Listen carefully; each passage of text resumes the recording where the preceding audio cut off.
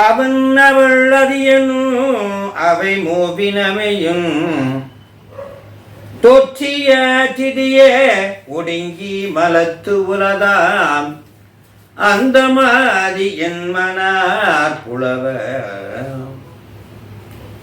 3 அதிகரணங்களை உடையது. அதிகரணங்கள்னா போன வகுப்புலே நம்ம பார்த்தோம். பொழிப்புரை 2 வகைன்னு பார்த்தோம். சூத்திரத்துக்கு நேரடியான ஒரு பொழிப்புரை. இந்த உலகம் அவனாகவும் அவளாகவும் அவன் அவள் என்ற உயிர் தொகுதியும் அது என்ற சடத்தொகுதியும் உடையது. இந்த உலகம் தோன்றி நின்று ஒடுங்கும் தன்மை உடையது. எதுவரைக்கும் என்றால் மலம் உள்ள வரைக்கும். இதை செய்பவன் யார்? அந்தம் செய்பவன் சங்காரகாரன். அவனே ஆதியும் செய்கிறான். அவனே பதி. உலகத்தை தோற்றுவிப்பவனுக்கு பதி என்றும் உலகத்தை ஒடுக்குவனுக்கு சங்காரகாரன் என்றும். ஆகவே யார் உலகத்தை ஒடுக்குகிறாரோ அவரே உலகத்தை துவக்கக்கூடியவர் என்று சொல்வார்கள் என்று சொல்லி முதல் சூத்திரம் பிண்ட பொழிப்புரை. இது ஒரு பொதுவான ஒரு பொழிப்புரை. அப்படி பிண்ட பொழிப்புரைன்னு பேர். மெய்கண்டார் நமக்கு வார்த்திக பொழிப்புரை என்று சொல்கின்ற கண்ணளித்து. கண்ணளித்து அப்படின்னா இந்த கரும்பு இருக்குது. கரும்பு கண்ணு கண்ணா இருக்கும். 10 கண்ணு இருக்குதுன்னா 10 இடத்தையும் 10 பகுதியும் பிரித்து இந்த இடத்துல எப்படி சுவை இருக்கும், இந்த இடத்துல எவ்வளோ கடினம் இருக்கும், இந்த இடத்துல எவ்வளோ நீளம் இருக்கும், இப்படி அந்த பகுதியை மட்டும் விரித்து சொல்வதுதான் கண்ணளித்து. அதைத்தான் அதிகரணம் என்று சொல்கிறோம். ஒவ்வொரு பகுதியாக பிரித்து அக்கு வேறு ஆணி வேறாக அழைச்சி பார்த்தோம். அதைத்தான் நம்ம போன வகுப்புல நம்ம பார்த்தோம். இந்த அதிகரணத்தை எப்படி பிரித்து படிக்கிறோம் அப்படின்னா, ஒவ்வொரு வரியும் எப்படி பிரித்து படிக்கிறோம் அப்படின்னா, மேற்கோள் ஏது இயல்பு என்று பிரிக்கிறோம். மேற்கோள்ல 3 பிரிவு இருப்பதாக நம்ம போன வகுப்புல பார்த்தோம். அதுல நான் சொல்லக்கூடிய பொருளை சொல்லுகிறோம். அவன் அவள் அது எனும் மூவினை நான் சொல்றேன், அதுதான் பொருள் அப்படின்னு சொல்றது ஒரு பிரிவு. அதிலே ஏற்படுகின்ற ஐயம் அது ஒரு பிரிவு. அதை மறுத்து அதுக்கான விடையை கூறுவது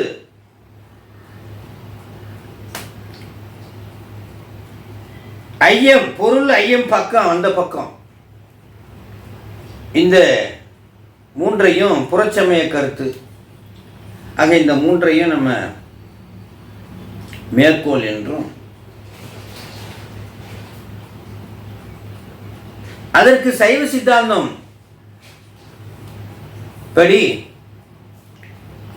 ஏது மற்றும் இயல்பு எடுத்துக்காட்டு சொல்லி புறசமயத்தார் மறுக்கின்ற அந்த கருத்தை ஐயத்தையும், அவர்கள் சொல்லுகின்ற அதற்கு சொல்லுகின்ற உதாரணம் மறுக்கின்ற ஐயத்தையும்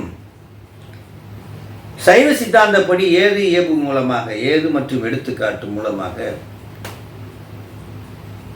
மறுத்து நிலைநாட்டுதல் தான் இந்த அதிகரணம். அதிகரணத்தில் 5 பிரிவு இருக்கு. 5ல முதல் 3 சேர்ந்தது மேற்கோள், அப்புறம் அதுக்கு ஏது, அதுக்கு எடுத்துக்காட்டு என்று சொல்லக்கூடிய இயல்பு. இந்த 3ஐயும் 5 பிரிவாக நம்ம சொல்கிறோம். இப்படி அக்கு வேற ஆணி வேறாக பிரித்து படித்தல் தான் இதுக்கு வார்த்திக பொழிப்புரை. அதிகரணங்களாக பிரித்து கண்ணளித்து என்று சொல்றது. இதுதான் நம்ம இப்ப சிந்திக்க இருக்கிறோம். இதுல சூத்திரத்தை நம்ம தெரியும். அவன் அவள் அது எனும் அவை மூவினமையின் தோற்றிய திதியே ஒடுங்கி மலத்துளதாம் அந்த மாதி என்மனார் புலவர். அதுல முதல் அதிகாரம் அவன் அவள் அது எனும் அவை மூவினமையின். இந்த உலகத் தொகுதி அவனாகவும் அவளாகவும் உயிர் பொருளாக இருக்கிறது ஒரு பிரிவு. மற்றும் உயிரற்ற சடப்பொருள்களும் உள்ளன, அது அவை. அதான் அது. இந்த 2ம் அவை இறைவனால் முத்தொழில் படுகிறது. உலகம் இந்த அவன் அவள் என்று சொல்லக்கூடிய அந்த உயிர்களுக்கு உடம்பு மற்றும் அது என்று சொல்லக்கூடிய உடம்பு சார்ந்த பஞ்ச பூதங்கள் மற்றும் அனைத்தும் முத்தொழில் உட்படுவது என்பதுதான் இந்த பாடலுடைய படைத்தல் காத்தல் ஒடுக்குதலுக்கு உட்பட்டது. தோற்றிய திதியே ஒடுங்கி மலத்துள்ளதாம். தோற்றிய படைத்தல், தோற்றிய திதியே ஒடுங்கி மலத்துள்ளதாம். எது வரைக்கும்? மலம் இருக்கிற வரைக்கும். தோற்றிய திதியே ஒடுங்கி மூன்று தொழிலுக்கு உட்பட்டது. தோற்றி திதி ஒடுங்கி என்ற 3 தொழிலுக்கு உட்பட்டது. அவன் அவளது எனும் வினமையும். இதுக்கு சுவாமி மெய்கண்டார் சொன்ன இந்த வரிக்கு சுவாமி பேருரை அருளுகின்றார். அதிகரணத்தின் கருப்பொருள் என்னவென்று எடுத்த எடுப்பிலே சொல்றார். இந்த அதிகரணத்துடைய கருப்பொருள் என்ன? இந்த வரிக்கு என்ன பொருள்? உலகத்தை தோற்றுவித்த இறைவன் உலன். இதான் உறுதி செய்கிறார். உலகத்தை ஒருத்தன் தோற்றுவிச்சா அவனுக்கு பேர் இறைவன். ஸோ இந்த சூத்திரம் என்ன சொல்கிறது என்றால், இறைவன் உண்டு என்ற உண்மையை உணர்த்துகிறது, இன்னொன்னையும் உணர்த்துகிறது. இந்த உலகம் தோன்றி நின்று ஒடுங்கும் தன்மையுடையது. பொதுவாக சூத்திரம் இறைவன் இருப்பை சொன்னாலும் கூட அதோடு சேர்ந்து அவன் செய்கின்ற தொழிலை சொல்லும் பொழுது இந்த உலகம் தோன்றி நின்று ஒடுங்கும் தன்மையுடையது என்ற செய்தியையும் உள்ளடக்கியதாக இருக்கிறது. இறைவன் உண்டு, அவன்தான் இந்த உலகத்தை தோன்றி நின்ற செய்து ஒடுங்கச் செய்கிறான் என்றால் 2 செய்திகள் இங்கே நமக்கு தெரிகின்றன. இறைவன் உள்ளான் என்ற செய்தியும், இந்த உலகம் தோன்றி நின்று ஒடுங்கும் தன்மையுடையது என்ற செய்தியும், இதை செய்பவன் இறைவன் என்ற செய்தியும் நமக்கு வருகிறது. 4வதாக ஒரு செய்தியும் நமக்கு தெரிகிறது. இது எது வரைக்கும் நடக்குன்னா, மலம் உள்ள வரைக்கும் நடக்கும். அப்ப இதை இறைவன் ஏன் செய்கிறான் என்ற காரணத்தையும் சொல்கிறது.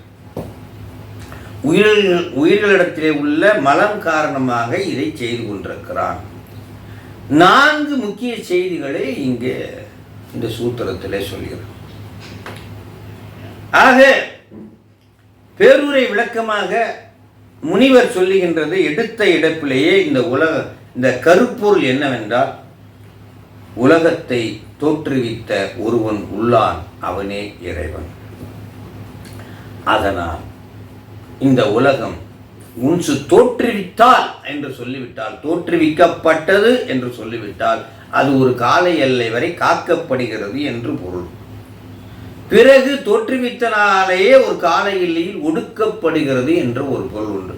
பிறந்துட்டோம் அப்படின்னா ஒரு கால எல்லை வரைக்கும் காக்கப்படுகிறோம், பிறகு ஒரு கால எல்லையில் நாம் ஒடுக்கப்படுகிறோம், என்ற உடம்பு ஒடுக்கப்படுகிறது.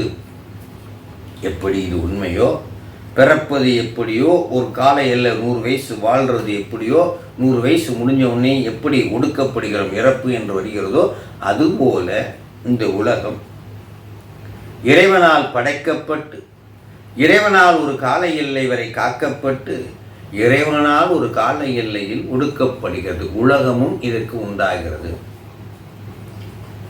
இதுவரைக்கும் எத்தனை தடவை ஒடுக்கப்பட்டிருக்கு உலகம்னா, நமக்கு தெரிந்தவரை புராணங்களில் படி 12 ஊழிக்காலம் ஏற்பட்டதாக புராணங்களில் இருந்து நாம் தெரிஞ்சுக்கிறோம். பிரம்மபுரம், வேணுபுரம், புகழிவன், குறுநீட் பொருவில், திருத்தோணிபுரம், பூந்தராய், சிரபுரம், முன்வரு, சண்மை நகர், வளர்காளி, கொச்சவயம், பரவுதிரு, கழுமணமாம் 12 திருப்பயர்தான். 12 ஊழிக்காலம். இந்த 12 ஊழிக்காலத்திலே சீர்காழிக்கு 12 பேர். ஒவ்வொரு ஊழிக்காலத்திலையும் ஒரு பேர். இப்போ நமக்கு நிலையாக நின்று கொண்டிருக்கின்ற பேர் காளி என்ற பேர், சீர்காழி என்று. ஆகவே இந்த உலகத்தில் இந்த எடுத்தவனை கருப்பொருளாக 2 செய்தி சொல்றார். இறைவன் என்று ஒருவன் இருக்கிறான், அவனே இந்த உலகத்தை தோற்றுவித்து ஒரு கால எல்லை வரை காப்பாற்றி ஒரு கால எல்லையில் ஒடுக்குகிறான் என்ற செய்தியை இந்த எடுத்த எடுப்பிலேயே சொல்கிறார். இதை பிரித்து அக்குவேர ஆணிவேர சுவாமிகள் எப்படி மெய்கண்டார் வாத்திய பொழிப்புரையிலே 5 பிரிவுகளாக பிரித்து சொன்னாரோ அதை சுவாமிகள் ஆய்வு செய்கின்றார். ஆய்வு செய்து நிறைய உதாரணங்களை நமக்கு சொல்றார். மாபாடியம் என்றால் என்ன அப்படின்னா, சுவாமி மெய்கண்டார் அருளிய அத்தனையும் பல உதாரணங்கள் கொண்டு ஏற்றும் மறுத்தும் அதற்கு ஏற்றும் சொல்லி நிறைவில் இதனுடைய உண்மையை நிலைநாட்டுகிறார். பல உதாரணங்களை எடுத்து சொல்வது தான் சிவஞான மாபாடியத்தினுடைய. இதுக்குன்னு தனி பாட்டெல்லாம் அவர் எழுதலை. பல உதாரணங்களை சொல்லி அவர் சொன்ன அந்த வரிக்கு சரியானது என்பதை நிலைநாட்டுவது தான் மாபாடியத்தினுடைய சிறப்பு. அந்த வகையிலே அவன் அவள் அது எனும் அவை என்ற அவை மூவினமையின், இந்த மூவினமையினா 3 தொழிலுக்கு உட்படுகிறது. தோன்றுதல், நிற்றல், ஒடுங்குதல். இந்த உலகம் ஒரு உயிர்களுக்காக தோற்றுவிக்கப்பட்டு ஒரு கால எல்லை வரை நிலைநிறுத்தப்பட்டு ஒரு கால எல்லையில் ஒடுக்கப்படுகிறது. எப்படி இந்த உடம்போ அது மாதிரி. அது பல உதாரணங்களை பின்னாடி சொல்கிறார். நிறைய பேருக்கு உலகம் தோற்றுவிக்கப்பட்டது என்பதை ஏற்றுக்கொள்ள மாட்டார்கள். அதெல்லாம் பின்னாடி சொல்கிறார். அதுக்கு இவர் சொல்கிறார், நம்ம ஈசல் நினச்சிக்குமா நாமெல்லாம் செத்து போயிடுவோம் பிறந்த அன்னைக்கு, ஆனால் அந்த மனுஷனுங்கள்லாம் சாக மாட்டானுங்க, அப்படியே இருப்பானுங்க கூட.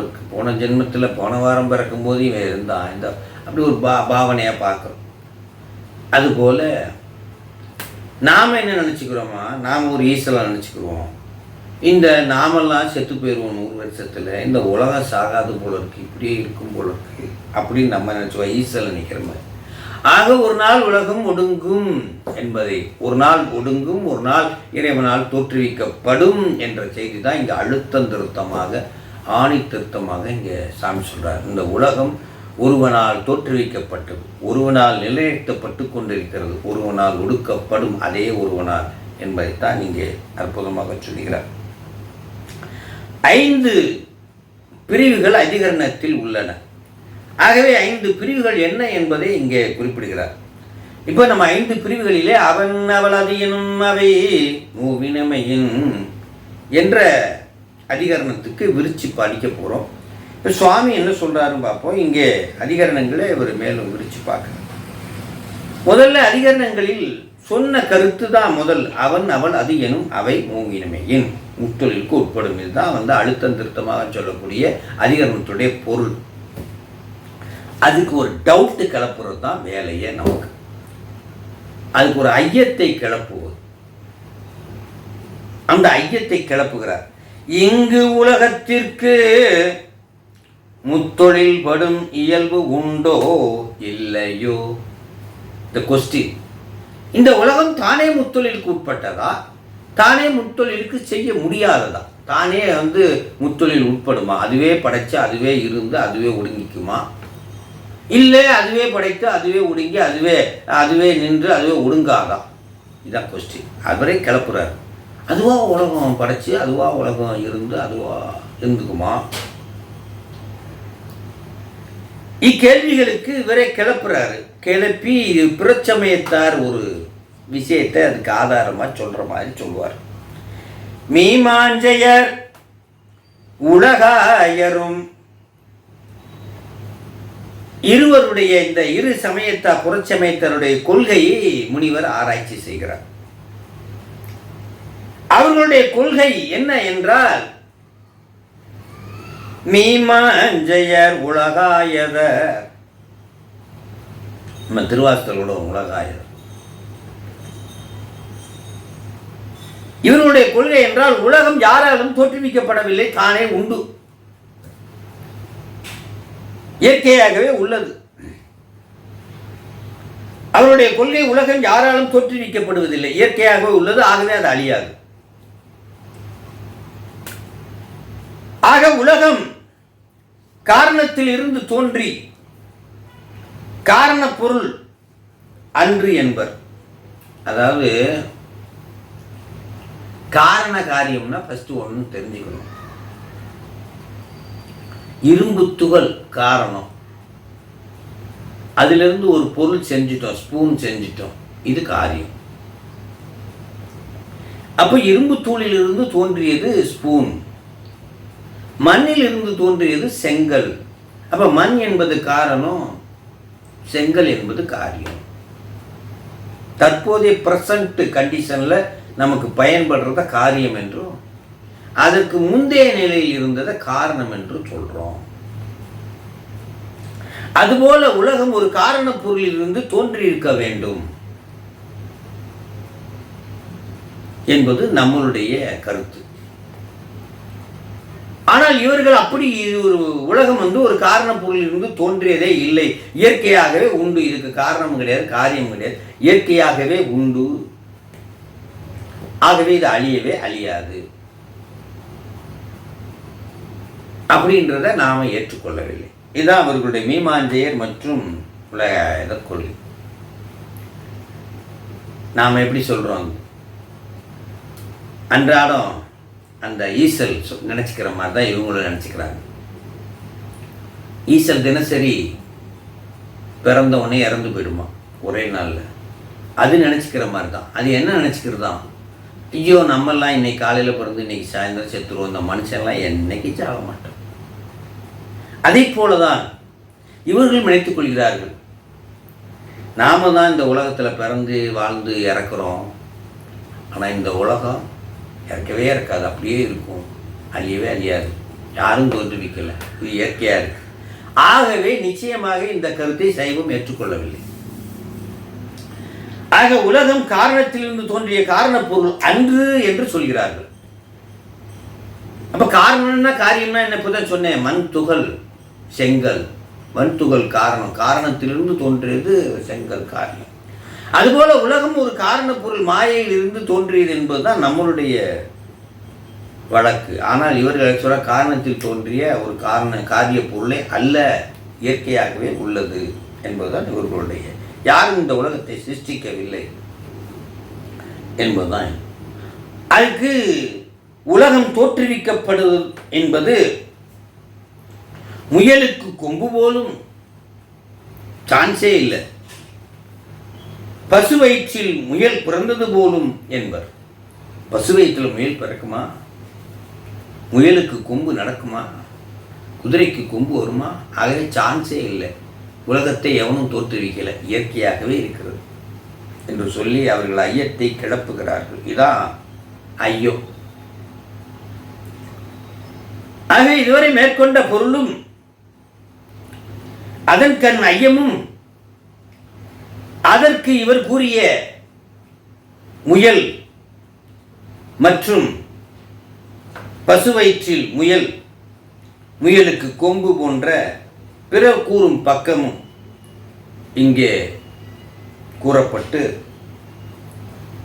இதைத்தான் மேற்கோளாக கூறப்பட்டு, ஆக நாம் சொல்கின்ற பொருள், அதற்கு ஏற்படும் ஐயம், அதற்கு பிற சமயத்தார் கூறும் ஒரு வாதம், ஒரு கருத்து, ஒரு வாதம், ஆமாம் இது ஏற்றுக்க முடியாது, இது ஐயன்தான் அப்படின்னு சொல்கிறோமே, அது இது மூணும் சேர்ந்தது தான் மேற்கோள். இவர் என்ன சொல்கிறாங்க மேற்கோள், உலகம் தானே உள்ளது, எவனும் படைக்கலை, கடவுளும் ஒருத்தன் இல்லவே இல்லை, படைக்கலை, இயற்கையாகவே உள்ளது, இது காரணத்திலிருந்து தோன்றிய காரிய பொருளே உலகம் இல்லை, மண்ணிலிருந்து நான் தோன்றினேன், உண்மையிலே மண்ணில் இருந்தால் நான் தோன்றியிருக்கேன், மண்ணில் உள்ளது தான் விளைஞ்சி நான் சாப்பிட்டு, என் உடம்பு மண்ணில் இருந்து தான் தோன்றியிருக்கேன், உயிர் தான் தனி, உடம்பு பூரா மண்ணை சார்ந்து தான், மண் என்பது காரண பொருள், நான் காரிய பொருள், அண்டத்தில் உள்ளது பிண்டத்தில் உள்ளது, அண்டம் என்பது காரணம், பிண்டம் என்பது காரியம். ஆகவே இதற்கு அதிகரணத்துக்கு 4வது பகுதியாக, அதாவது ஏது, அதனை மறுத்து சொல்கின்ற சித்தாந்த துணிவு, இதனை முனிவர் கூறுகிறார். சித்தாந்த துணிவு மறுக்கிறார். ஏது சித்தாந்த துணிவால தைரியம். சித்தாந்த துணிவுனா என்னன்னா, இதாண்டா, இதான் உண்மை, இப்படி தான் இருக்கு, ஆதாரம் எடுத்துக்காட்ட சொல்கிறேன் கேட்டுக்கோ அப்படின்னு சொல்கிறதான் துணிவு, சித்தாந்த துணிவு. இதுக்கு நீ விளக்கவே முடியாது, எது மறுப்பே சொல்ல முடியாது. அந்த அளவுக்கு நான் விளக்கத்தோட ஆணித்தரமாக எடுத்துக்காட்டோட சொல்கிறேன், கேட்கோ. இதான் ஏது. இதே முனிவர் ஆய்வு செய்கிறார். ஆசங்கை நிகழ்ந்த வழி அதனை நீக்குதற்கு, அந்த ஐயங்களை எல்லாம் நீக்குவதற்கு, ஆசங்கை நிகழ்ந்த வழி அதனை நீக்குதற்கு கண்ணளித்து எடுத்து கொண்ட மேற்கோள். மேகண்டார் மேற்கோளில் என்ன சொல்றாரு? ஈண்டுன்னா முதல்ல, ஃபர்ஸ்ட்னு அர்த்தம். இந்த 3 அதிகாரத்தில் முதல் அதிகாரம், அதாவது அவன் அவள் அது எனும் மூவினமையும், இது ஒரு அதிகாரம். தோற்றிய திதியை ஒடுங்கி வளத்துள்ளதான், இது ஒரு அதிகாரம். அந்த மாதி என்மனார் புலவர், இது ஒரு அதிகாரம்.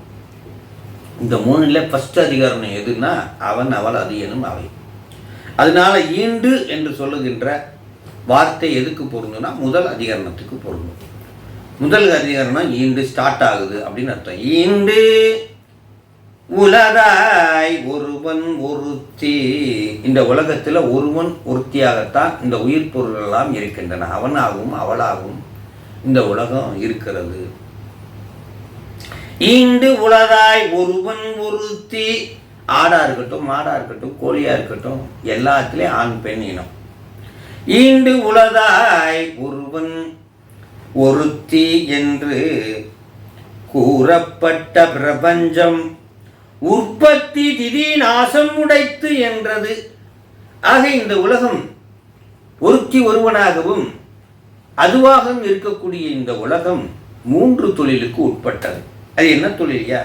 உற்பத்தி படைத்தல், திதி காத்தல், நாசம் உடைத்து ஒடுக்குதல். உற்பத்தி திதி நாசம் உடைத்து என்றது. இதான் மேற்கொள்ள சுவாமிகள் மெய்கண்டார் அருளிய முக்கியமான விடயம்.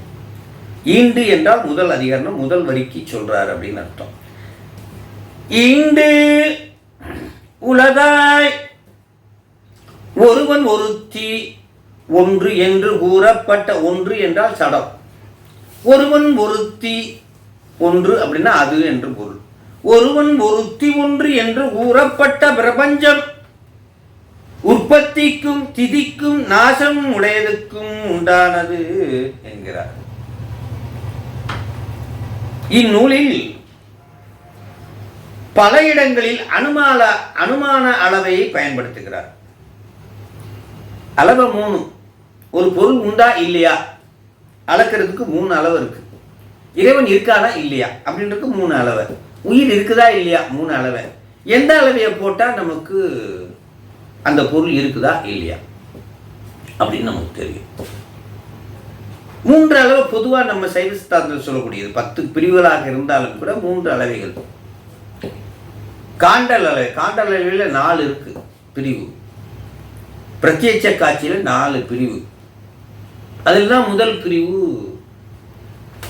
கண் வாசலில் பார்க்கக்கூடியது. கண் வாசலில், கண் வாயிலில் பார்ப்பது, வாயில் காட்சி என்று பொருள். அடுத்தது மானத காட்சி, மனதால பார்க்கிற மானத காட்சி என்று பொருள். அடுத்தது தன் வேதனை காட்சி, நினைச்சு நினைச்சு சிரிப்பான், நினைச்சு நினைச்சு ஆடுவான். 4வது தான் யோக காட்சின்னு பேரு. அது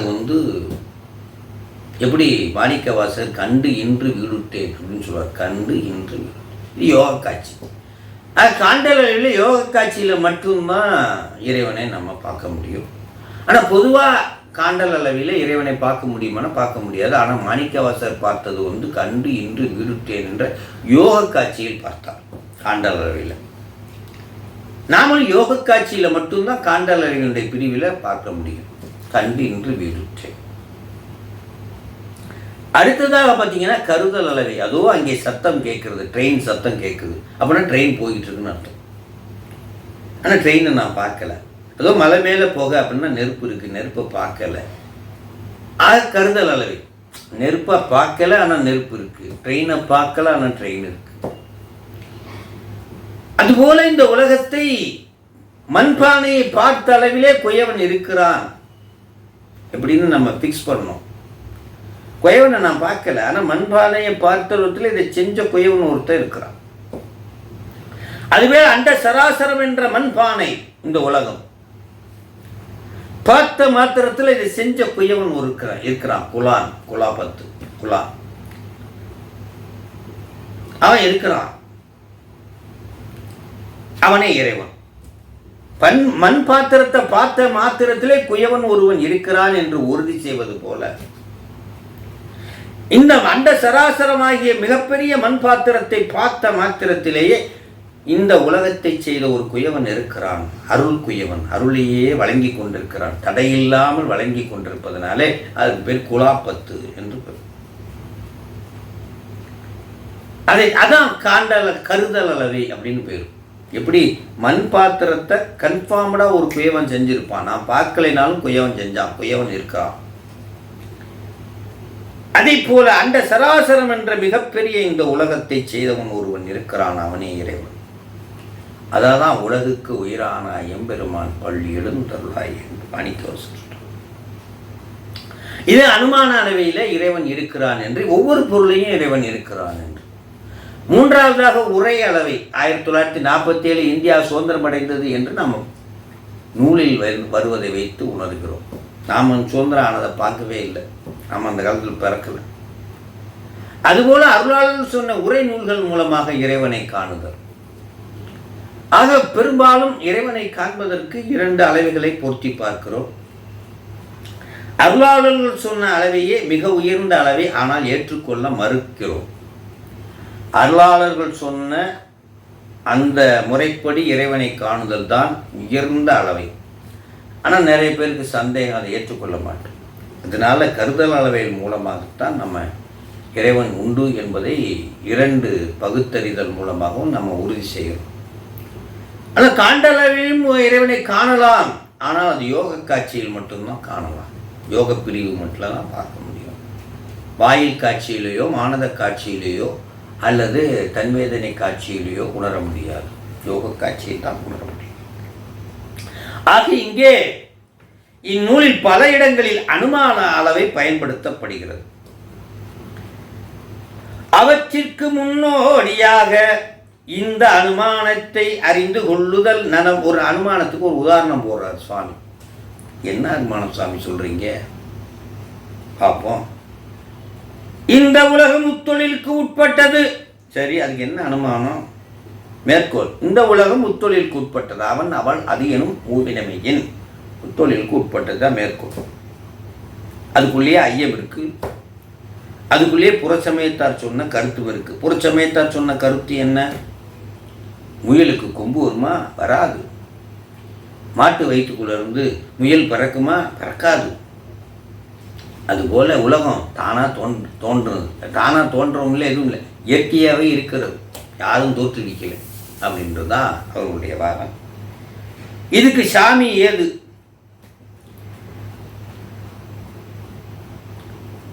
சொல்றாரு, அவயப்பகுப்பு உடைமையால். அது என்ன அவயப்பகுப்பு? கூறுகள், உலகத்தினுடைய கூறுகள். அவயம்னா கூறு. சாமியினுடைய அவயம்லாம் சொல்கிறோம்ல, உடுக்க வச்சிருக்காரு, அது வச்சிருக்காரு, உடம்பு, கை, கால். அவயப்பகுப்பு உடைமையால். அதான் பஞ்சபூத கூறு.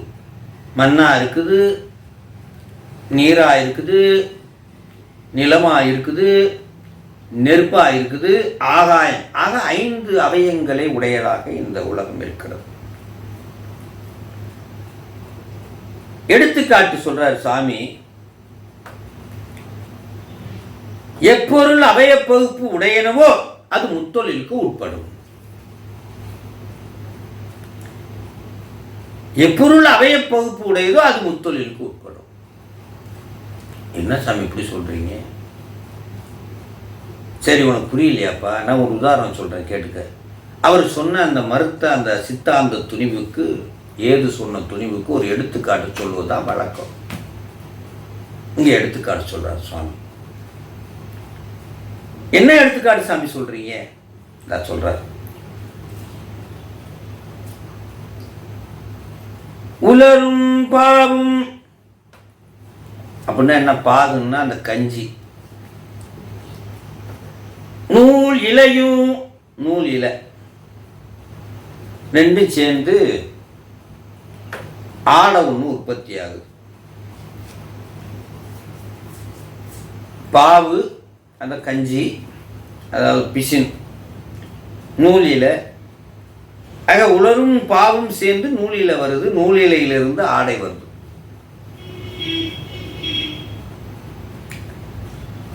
இப்போ இதுக்கு பேர் ஆடை. நான் போட்டுக்க ட்ரெஸ்ஸுக்கு பேர் ஆடை. அதுக்கு முன்னாடி அதுக்கு நூல் இலை, அதுக்கு முன்னாடி பாவும் உலரும். இப்போ என்ன பண்ணுறேன், ட்ரெஸ்ஸை பிரிக்கிறேன், நூல் நூலாக பிரித்து எடுத்துட்டேன்.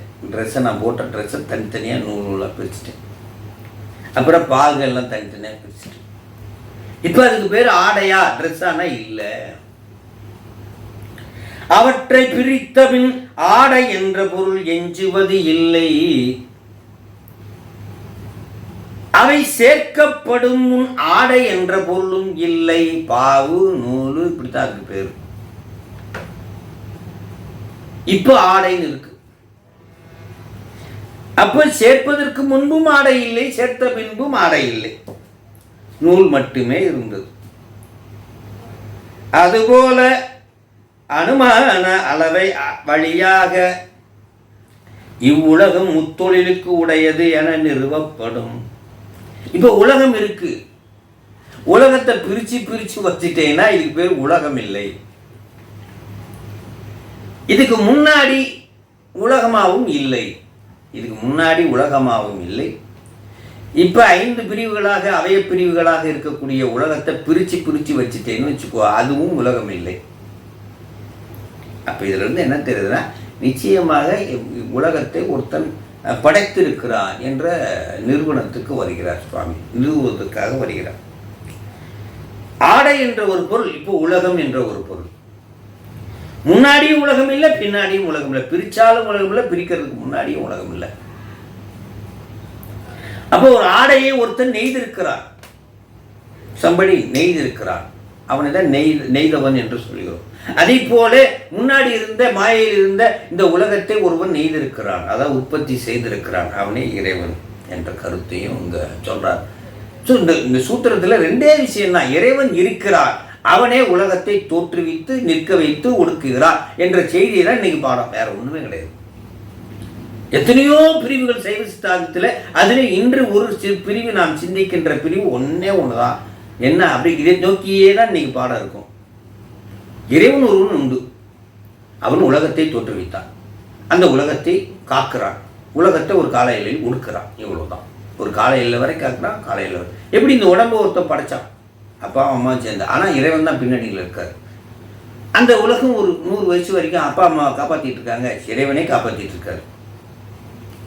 அப்புறம் 100 வருஷம் முடிஞ்ச உடனே அந்த உடம்ப அப்பா அம்மா ஒடுக்கல, இறைவனே ஒடுக்குறாரு.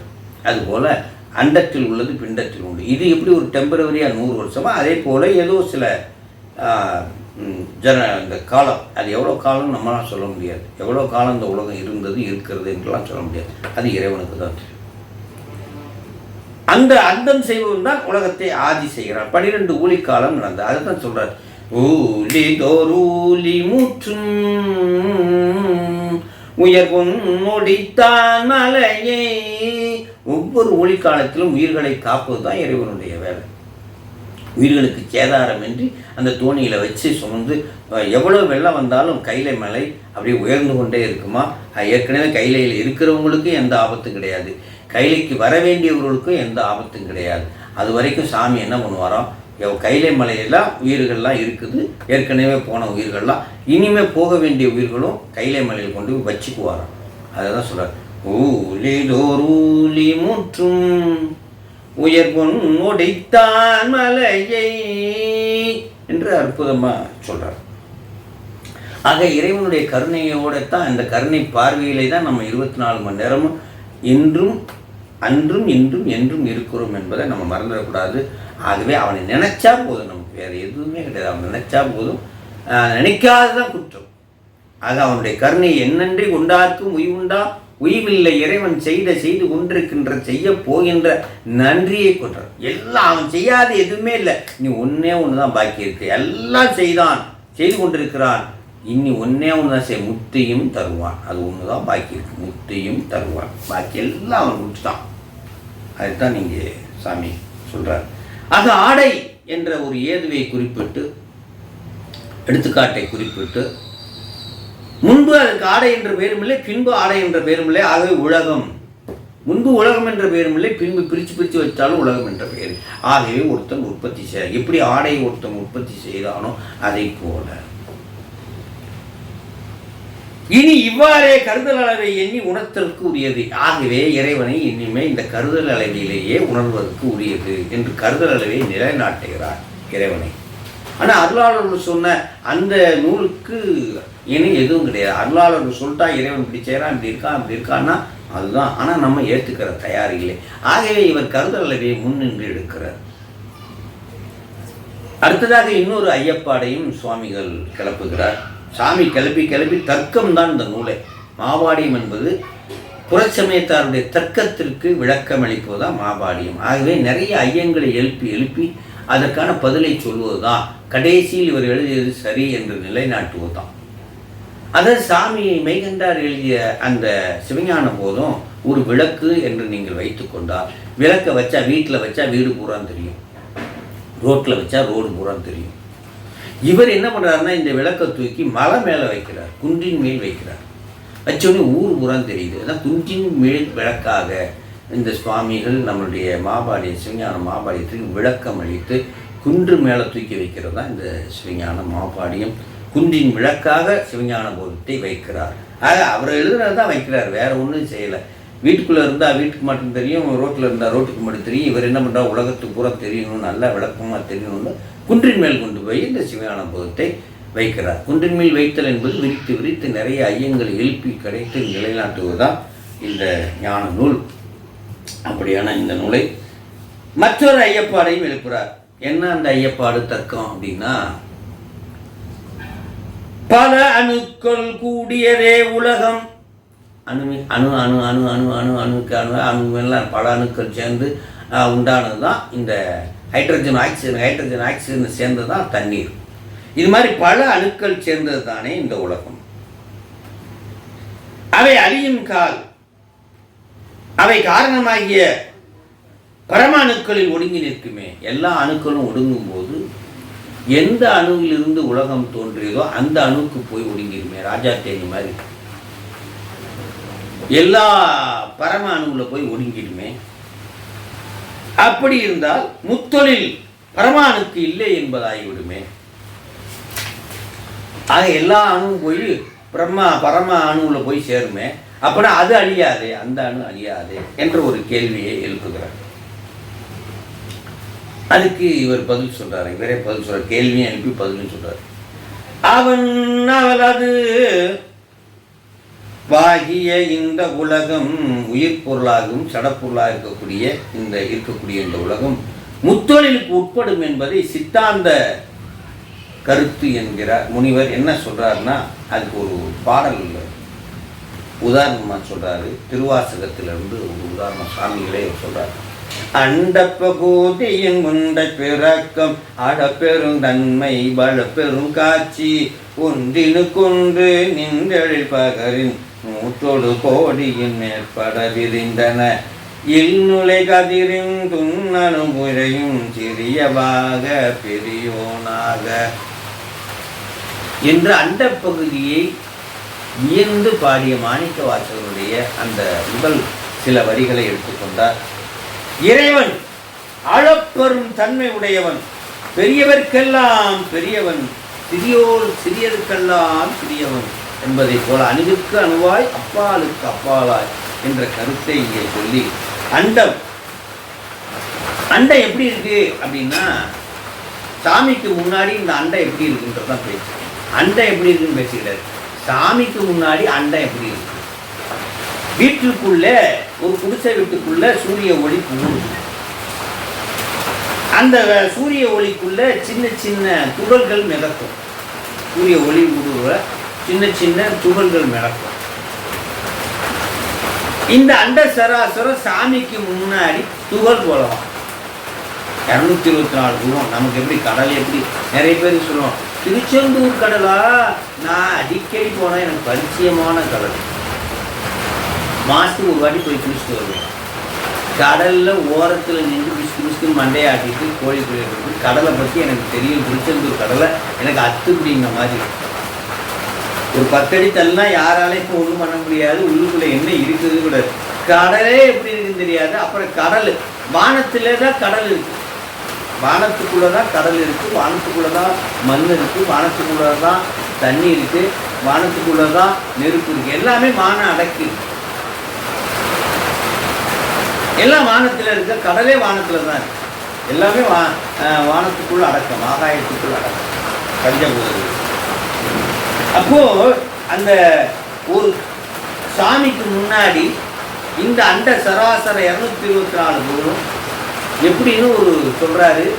ஒரு சூரிய ஒளிக்குள்ள புகுந்த ஒரு தூசி போல சாமிக்கு முன்னாடி இந்த அண்ட பகுதி. அப்படின்னா சாமி எவ்வளவு பெரியவர். ஆகவே இத்துகள்களே பரமாணுக்கள் என்று எடுத்துக்காட்டுகிறார். ஆகவே நீ சொல்ற பரமாணு என்பது என்ன தெரியுமா? இந்த தூள் தான்ப்பா, இறைவன் அல்ல. இந்த தூள் தான் நீ சொல்ற பரமாணு. ஆகவே அது பொருந்தாது என்று ரிஜெக்ட் பண்றார் சாமி, கல்லூரி சேவர். தர்க்க மதத்தவர் அணுக்கள் உண்மை என்பர். தர்க்க மதத்தவர், அத பிற மதத்தவர். அணுக்கள் 3 வகை என்பது என்ன சொல்றாங்கன்னா, புரோட்டான், எலக்ட்ரான், நியூட்ரான். அவை கண்ணுக்கு புலப்படுவதில்லை. ஜடம் அவயம் உடையவன, அதாவது எலக்ட்ரான், புரோட்டான், நியூட்ரான் என்ற அவயம் உடையன. அதனால் அவையும் தோன்றி நின்று ஒழுங்கும் என்கிறார்கள்.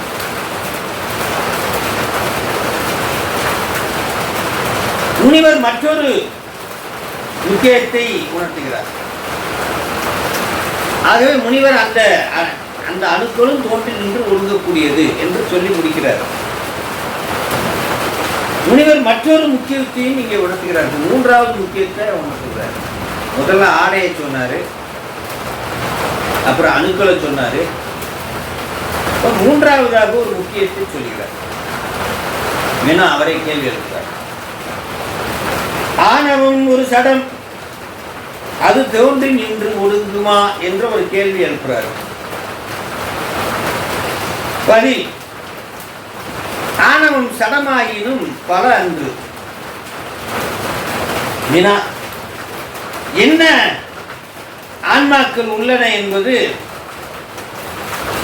சித்தாந்த கொள்கை. அவை பலவாக இருப்பதால் தோன்றி நின்று ஒடுங்கும் என்றால் அதுவும் மறுக்கப்படுகிறது. ஆன்மா பலவாயினும் சடம் அன்று. ஆன்மா கோடிக்கணக்கான ஆன்மா இருக்க, அணுக்களும் கோடிக்கணக்கான அணுக்களா இருக்குது. அணுக்கள் தோன்றி நின்று ஒடுக்கிற மாதிரி இந்த ஆன்மாவும் தோன்றி நின்று ஒடுக்குமோ என்ற கேள்வியை கிளப்புறாரு. சத்தியமா ஒடுக்காதுப்பா, அது சடம் பொருள், இது உயிர் பொருள் என்ற கருத்தை, அதாவது மேலும் மேலும் ஐயத்தை எழுப்பி அந்த ஐயத்துக்கு விளக்காக இதுவரை 3 ஐயங்களை எழுப்பினார்.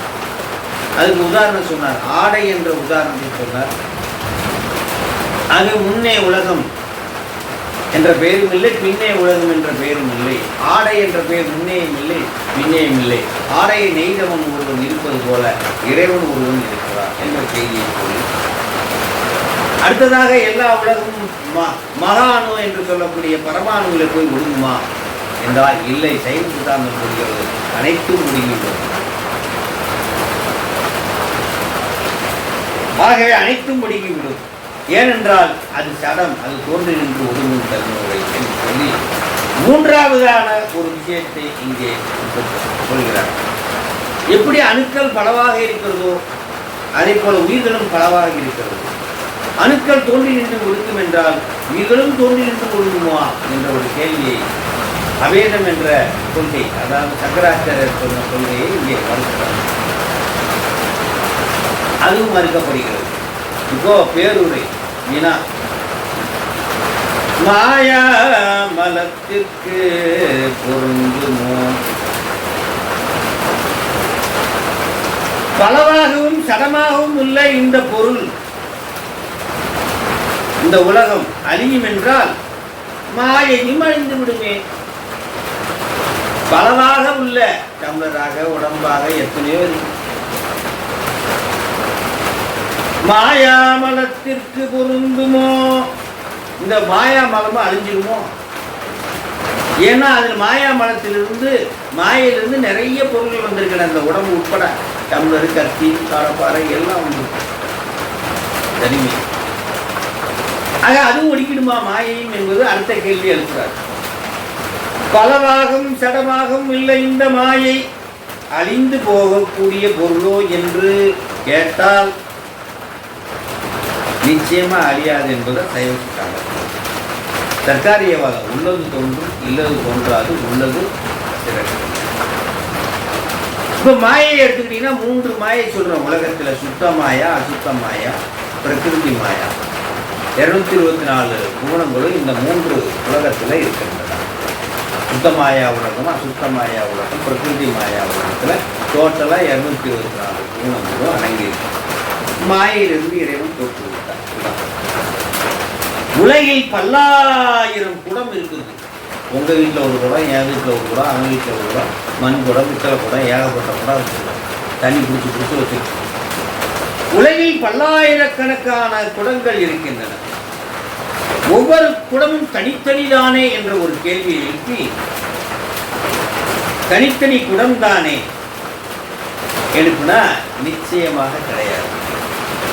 இது ஒரு உலகம், அது ஒரு உலகம், அது ஒரு உலகம் இல்லை. எல்லா குடமும் மண்ணிலிருந்து வந்ததுதான். ஆகவே தனித்தனி குடம் என்று சொல்வதை ஏற்றுக்கொள்ள முடியாது.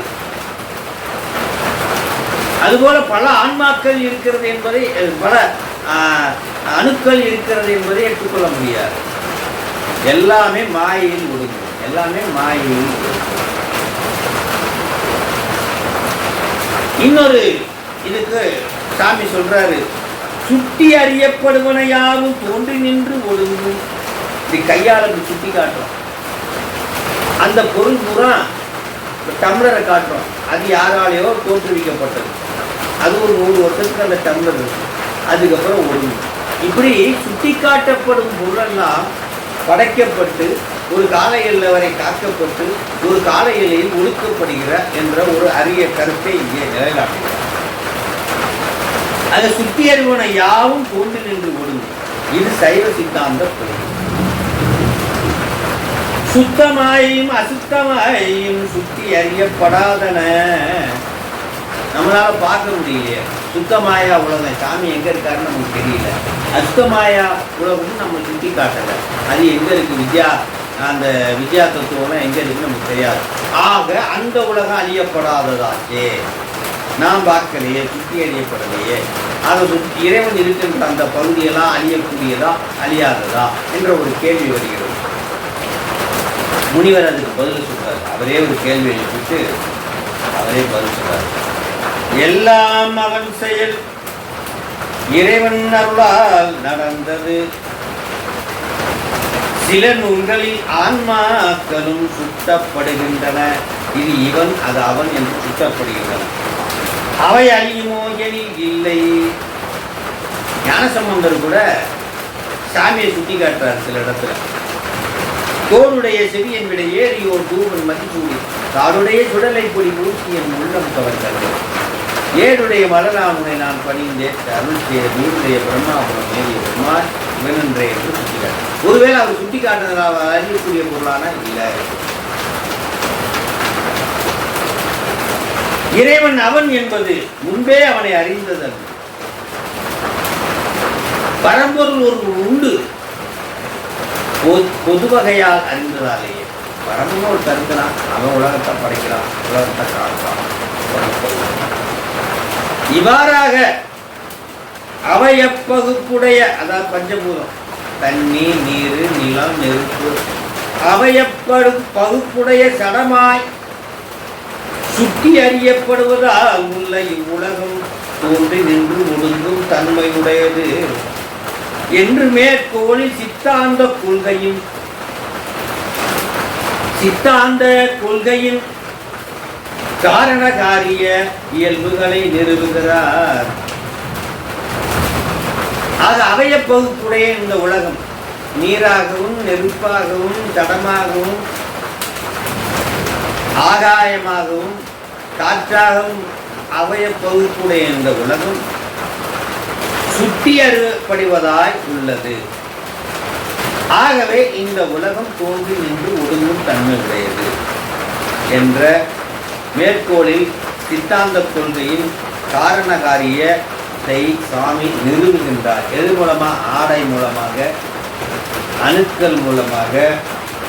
அப்புறம் ஆன்மாக்கள் ஒடுங்குமான ஒடுங்காது என்ற செய்தியை சொல்லி இப்படி 3 வகையான உதாரணங்களை நமக்கு சொல்லி இந்த உலகம் தோன்றி நின்று ஒடுங்கும் தன்மையுடையது என்றும் இதை செய்பவன் இறைவன் என்று சொல்லி இதற்கு மேலும் ஒரு ஏது கூறுகிறார். தோற்றமும் ஈரும் உள்ள தன்பாலே கிடைத்தலின் மெய்கண்டார் சொன்ன அந்த ஏது எடுத்துக்கிறார். தோற்றமும் ஈரும் உள்ளதன்பாலே கிடைத்தலின், தோற்றம்னா படைத்தல், ஈர்னா முடிவு, அந்த மாதிரி பேருரை ஈண்டு சாமி முனிவர் சொல்ற பேருரை ஈண்டு உள்ளது என்று திடீரை கிடத்தல் அதனோடு நிகழ்தல் எங்கமையாயின். இது எப்படி சொன்னா புரியாது, எடுத்துக்காட்டு சொல்றாரு, அதை பார்த்தா புரியும். நம் கண்ணால் காணப்படுவதால் உற்பத்திக்கும் அழிவுக்கும் இடையில் உள்ள கிடத்தல் நிலை. அது என்னன்னா, நான் பிறந்த ஒரு குழந்தைய பார்க்குறேன், என் கண்ணால் பார்க்குறேன். அது ஒரு காலை எல்லை வரைக்கும் நிற்குது, திடீர்னு போயிடும். ஒரு காலை இலையில் அந்த குழந்தை இறந்து போகுது, ஒடுங்கிறதையும் பார்க்குறேன், இந்த உடம்பு ஒடுங்கிறதையும் பார்க்குறேன். இதுதான் சொல்றார். நம் கண்ணால் காணப்படுவதால் உற்பத்திக்கும் படைத்தலுக்கும் அழிவுக்கும் ஒடுங்குதலுக்கும் இடையில் உள்ள கிடத்தல் நிலை, அதை காத்தல், அதை கிடத்தல், காத்தல், நிற்கின்ற நிலை.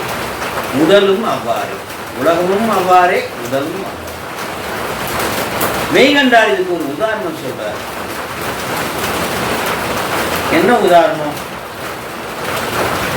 முதல் எடுத்துக்காட்டு சாமி சொல்ற முதல் எடுத்துக்காட்டு மொத்தம் 81 எடுத்துக்காட்டு சொல்றாரு மெய்கண்டார். 82 எடுத்துக்காட்டு சொல்றாரு. இந்த 82ல இது முதல் எடுத்துக்காட்டு.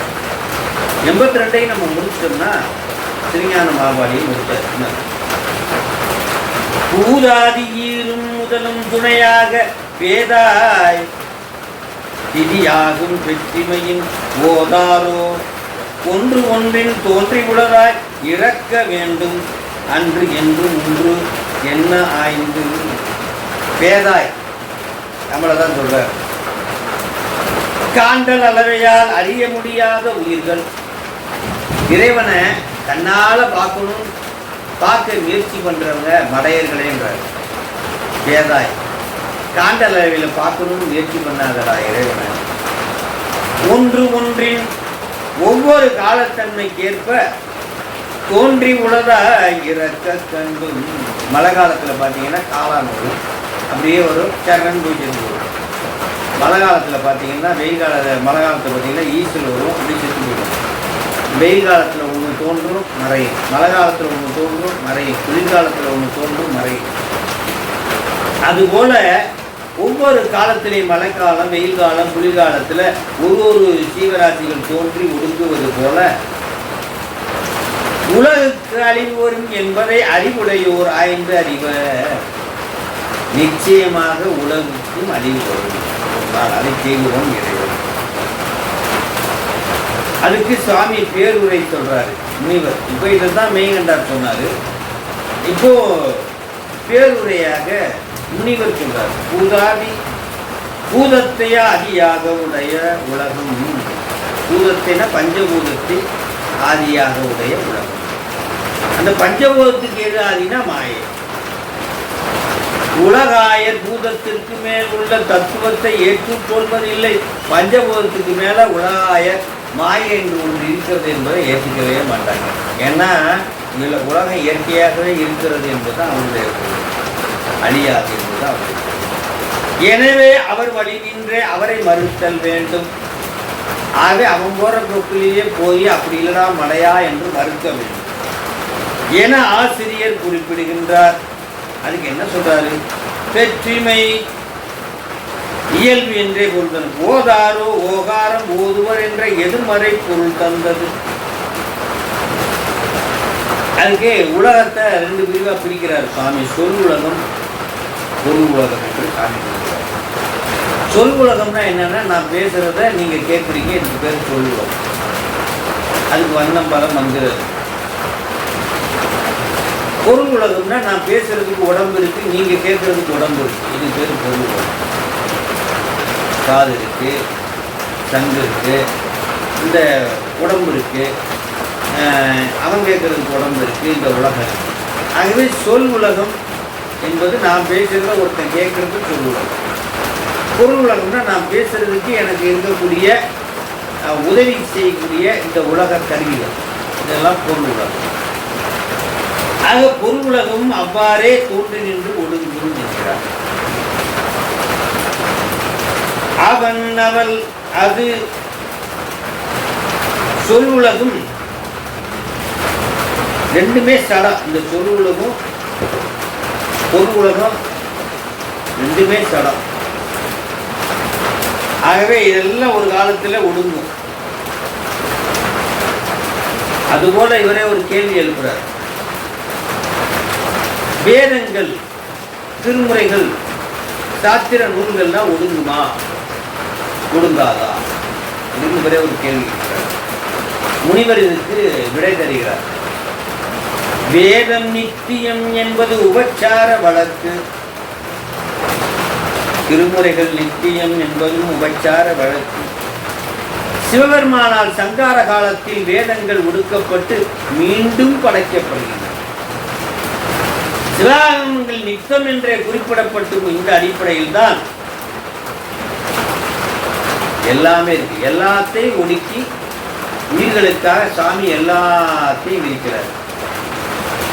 இதுதான் கர்மகாண்டம், உபாசன காண்டம், ஞான காண்டம் என்று 28 ஆகமங்கள் குறிக்கின்றன.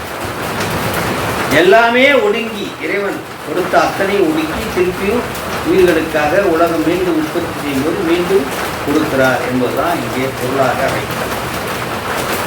ஆக இந்த தோன்றி நின்று ஒடுங்கும் தன்மையுடைய உலகம் போலவே வேதங்களும் இறைவனால அந்த உலகம் ஒடுங்கும் போது ஒடுக்கப்பட்டு மீண்டும் துவங்கப்படுகிறது என்பதை இங்கே சொல்றாரு. அதில் வேதம் 4 என்றும், அங்கம் 6 என்றும், உபாங்கம் 4 என்றும், உபதேசம் 4 என்றும் சுவாமி குறிப்பிடுகிறார். மொத்தம் வித்தை 18, அதில் வேதம் 4. வேதம் 4 உங்களுக்கு தெரியும். இருக்கு வேதம், அசூர் வேதம், சாம வேதம், அதர்வ வேதம். இதை 2ஆ பிரித்தா கர்மகாண்டம், பிரம்ம காண்டம். அதான் கர்ம காண்டம்னா கிரிய காண்டம், அடுத்ததாக ஞான காண்டம். கர்மகாண்டம் செய்யாமல் ஞான காண்டம் பெற முடியாது. சரிய கிரியை செய்யாமல் யோகத்தை பெற முடியாது.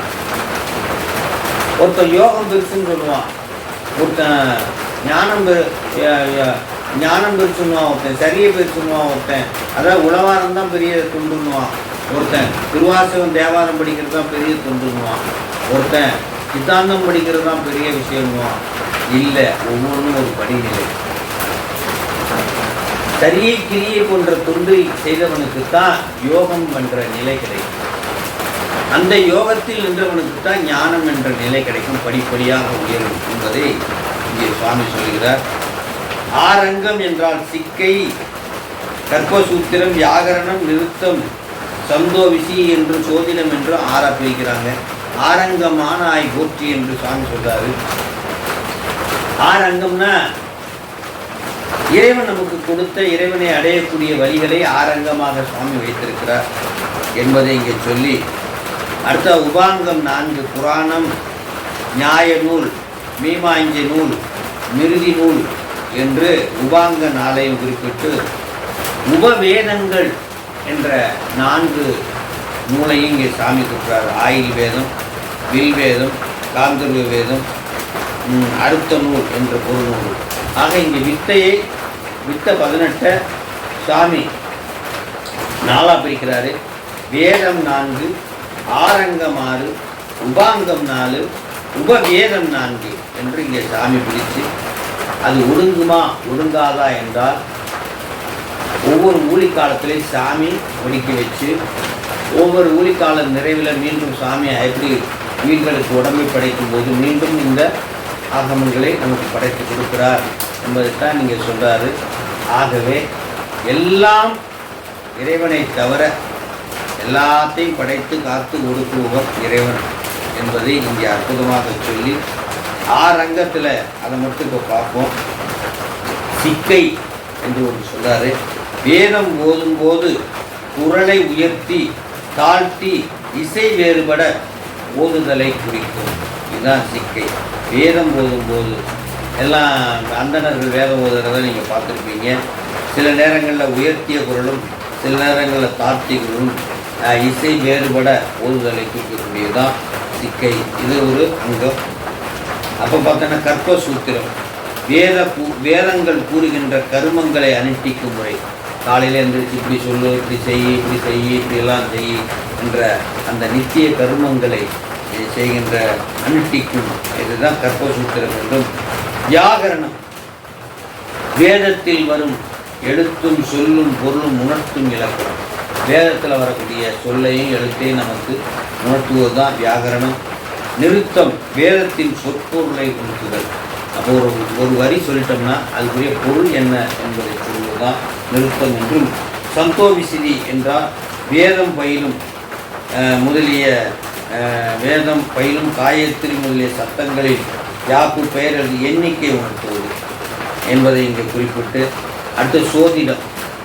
அந்த ஆரங்கத்தில் சோதிடம் என்ன நடக்கிறது முன்ன நடக்கிறதெல்லாம் கணித்து பார்ப்பது தான் இந்த இடத்துல. உபாங்கம் 4 என்பதை புராணம் நியாய நூல் என்று உபாங்க சாமி இப்படியாக இறைவனை அடையக்கூடிய வழிகளை 18ஆக பிரித்து வேதம் 4ஆகவும் அங்கம் 6ஆகவும் உபாங்கம் 4ஆகவும் உபதேசம் 4ஆகவும் இந்த முதல் சூத்திரத்திலே சுவாமிகள் நிறைய விரித்து கூறியிருக்கிறார்.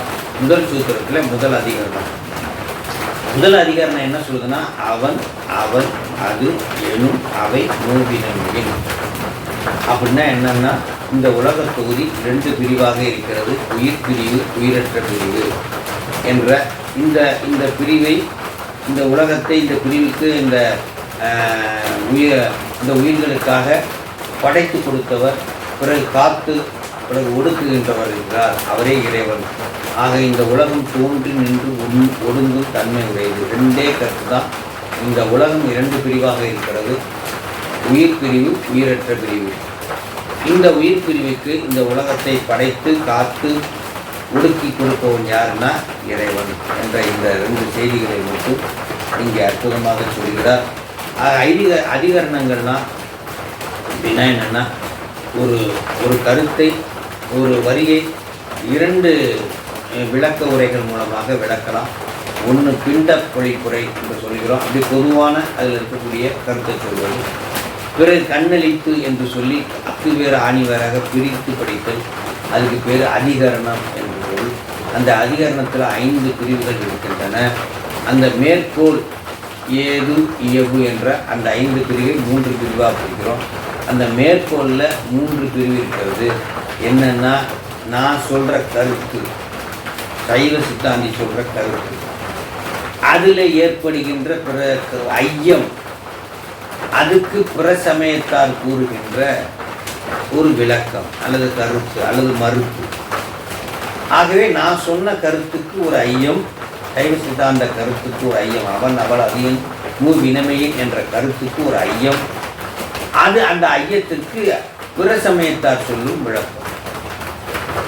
பிறகு அதை மறுத்து சொல்கின்ற சைவ சமய துணிவு, அதான் ஏது நாம சொல்றோம். அடுத்ததாக அதுக்கு ஒரு எடுத்துக்காட்டு சொல்றோம். ஆக மேற்கோள்ல முதல் நம்ம, 4வது நம்ம, 5வது நம்ம, இடையில 2 பிற சமயத்தார் சொல்கின்ற ஐயம், அது சார்ந்த அவர்களுடைய மறுப்பு. இது எல்லாம் அத்துவேறு ஆணிவேரா பிரித்தல் தான் மேற்கோள், ஏது, இயகு என்று நம்ம பார்த்துட்டு, சாமிகள் 3 உதாரணங்களை இங்கே உலகத்தை தோற்றுவித்தவன் இறைவன், அது தோன்றி நின்று ஒடுங்கும் தன்மை உடையது என்பதற்கு 3 உதாரணங்களை இங்கே குறிப்பிட்டிருக்கிறார். ஆடை என்ற உதாரணத்தை இங்கே குறிப்பிட்டார். ஆடை முன்னாடி ஆடை என்ற பேரும் இல்லை, பிரித்து வச்சுட்டா பின்னாடி ஆடை என்ற பேரும் இல்லை. அதுபோல் உலகம் என்பது உலக உற்பத்திக்கு முன்னிலையில் உலகம் இல்லை. உலகத்தை பஞ்சபூதத்தை தனித்தனியாக பிரிச்சிட்டோம்னா ஒன்றோட ஒன்று ஒருங்கிருச்சுனா அதுக்கு பேர் உலகமும் இல்லை என்பதை இங்கே அற்புதமாக குறிப்பிட்டு, அடுத்ததாக எல்லா அணுக்களும் போய் மகா அணுவாகிய பரமா அணுவில் இணைந்து விடுமா என்றால் நிச்சயமாக அந்த அணுக்களும் எல்லாமே ஒன்று நின்று ஒடுங்கக்கூடியது தான். அதுக்கு இன்னொன்று சொல்கிறாரு, அப்படியே பல ஆன்மாக்கள் இருக்கின்றன, அது ஒரு மனம் இல்லை, இது அறிவுடைய பொருள். ஆகவே சுட்டறிய பொருள் போடும் மூலம் ஒழுங்கும் என்றால் இதெல்லாம் சுட்டறிய பொருளை ஒழுங்குமான இது ஒழுங்காது, இது ஆன்மாக்கள் ஒழுங்காது, அது அறிவுடைய பொருள் என்ற இங்கே பல உதாரணங்களை இங்கே நமக்கு சொல்லி பல ஐயங்களை எழுப்பி இந்த கருப்பொருளாகிய இந்த உலகம் அவன் அவள் அதுவாக இருக்கிறது. இதை இந்த உலகத்தை தோற்றுவித்து ஒரு காலையில் அவரை காப்பாற்றி ஒரு காலையில் ஒடுக்குவன் ஒருவன் இருக்கிறான், அவனே இறைவன் என்ற முத்தொழிலையும் செய்வோன் இறைவன் என்ற அரிய கருத்துக்கு சுவாமிகள் நிறைய விளக்கங்களை சொல்லி வேதங்கள் ஒடுங்குமா அது எல்லாத்தையும் கேட்டார். எல்லாமே ஒரு உபாசனையாகத்தான், ஒரு வழக்கத்தில் தான் ஒடுங்காது என்று நாம் சொல்கிறோம்.